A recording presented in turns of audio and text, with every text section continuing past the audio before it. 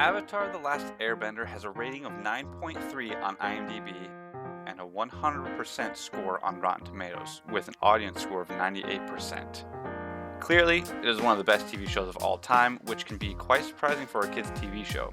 It has an appeal that intrigues both kids and adults alike.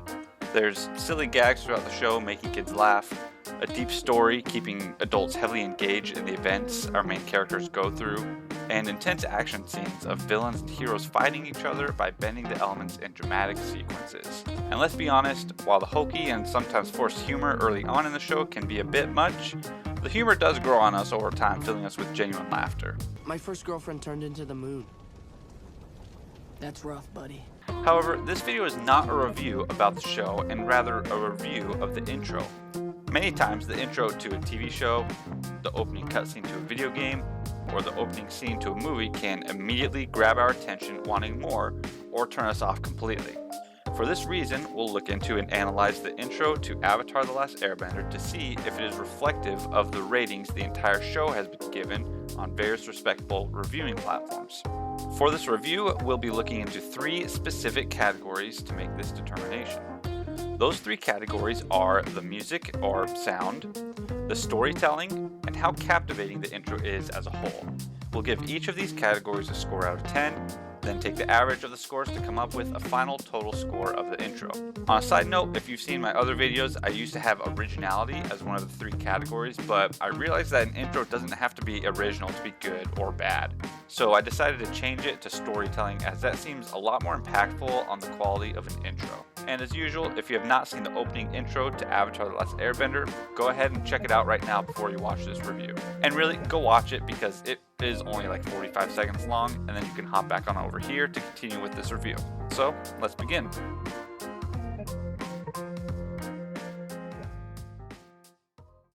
First and foremost, the music.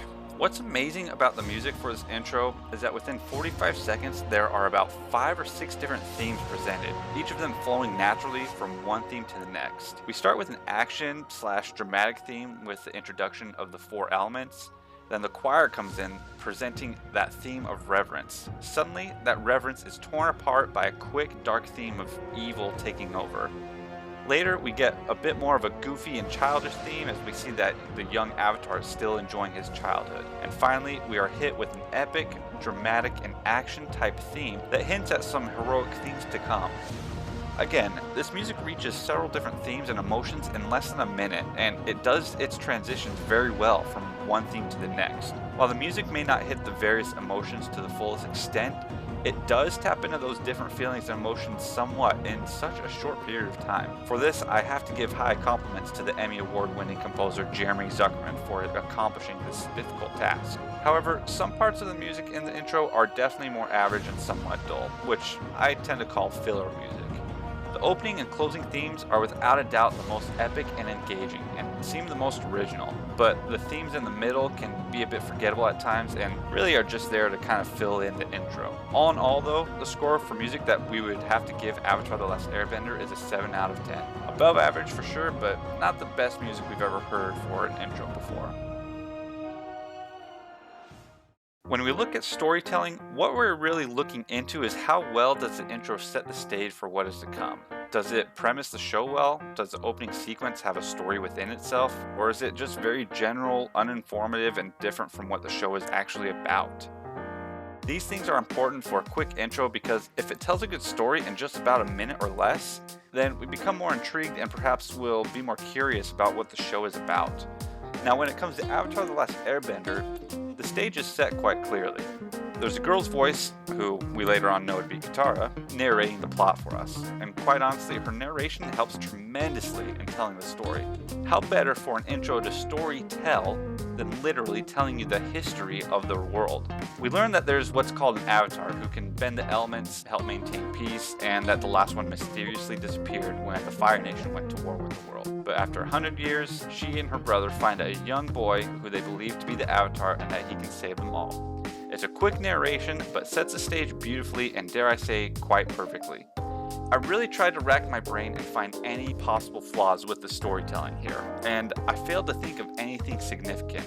Perhaps the only knock I would give is that for newcomers to the show, it might be a bit difficult to follow the plot as well. I mean, for veterans of the show, the plot that is set in the intro makes complete sense because we're familiar with it. But those who are watching it for the first time may not follow along as clearly because topics like the Avatar, who the four nations are, and the Fire Nation may seem a bit ambiguous. Now, I may be stretching here, but giving a perfect score of 10 for storytelling just didn't seem entirely justified, especially when this is the first time I'm using storytelling in my reviews. So we're going to give a score of 9.5 out of 10 for storytelling. Still though, this is an excellent score. Now perhaps the most important category of all, how captivating is the intro? The reason this is so important is because it takes elements from both of the previous categories. Normally, if the music and the storytelling are good, we're going to pay attention and be interested in seeing more. The question is, does Avatar the Last Airbender do this with their intro? Well, fortunately, there are a lot of things going right for the writers here. First off, the intro is only 45 seconds long, so they're not trying to grab our attention for a very long period of time. Secondly, the first sequence of showing the four elements immediately captivates us. The music, combined with the narration of the elements and the action of how the elements are being bended, are both entertaining to watch and makes us curious about what this show is about.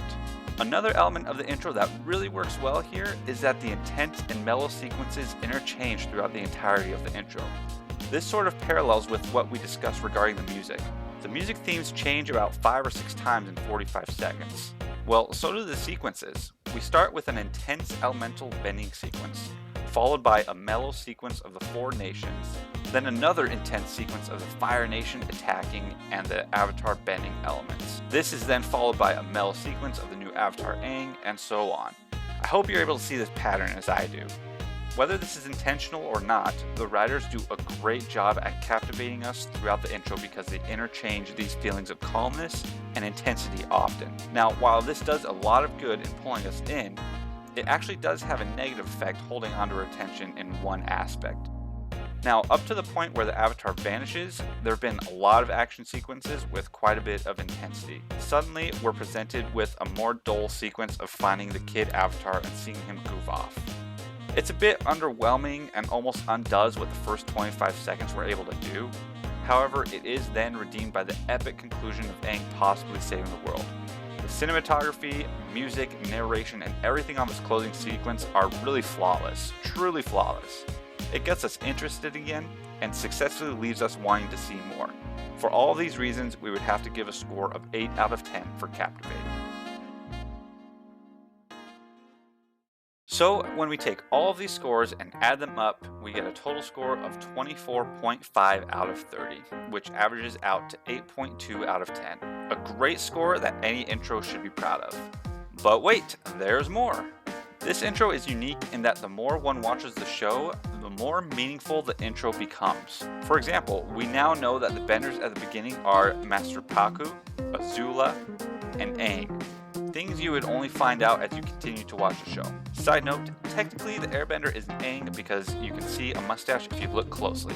Although I guess it could be him as an adult. And I also like to think the earthbender is the boulder before he got on steroids, but I digress a bit. Furthermore, as we learn about Avatar Roku and what happened to him, there just seems to be more weight to his disappearance. If all of this was planned beforehand by the writers, then they were brilliant. For this reason, I'm going to give one extra bonus point to the total score because there's more depth to the intro that newcomers to the show just wouldn't realize. With that, our new total score is 25.5 out of 30, which averages out to 8.5 out of 10. Overall, this intro accomplishes a lot in a short 45 seconds, and even to this day, I personally have yet to really get bored or tired of the intro, which I really can't say for many others. Well, thank you for sticking around for another SMEG review, and if you liked the video or agreed with my analysis, please leave a like.